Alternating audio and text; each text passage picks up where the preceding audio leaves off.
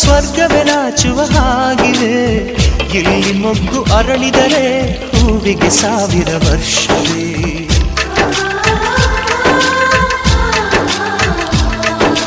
ಕಣ್ಣೆರಡು ಇರಬಹುದು, ನೋಟಗಳೊಂದೇ ಅಲ್ಲವೇ?